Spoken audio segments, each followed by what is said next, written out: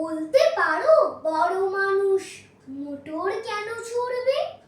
গরিব কেন সেই মোটরের তলায় চাপা পড়বে?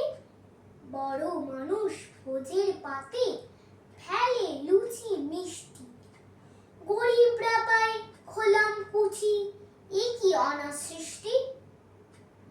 বলতে পারো ধনীর বাড়ি তৈরি যারা করছে, কুঁড়ে ঘরেই তারা কেন মাছির মতো মরছে? ধনীর মেয়ের দামি পুতুল হরেক রকম খেলনা, গরিব মেয়ে পায় না আদর, সবার কাছে ফেলনা।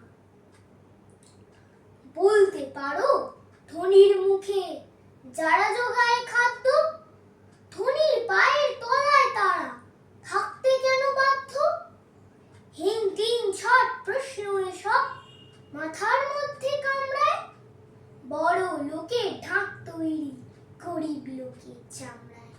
ধন্যবাদ।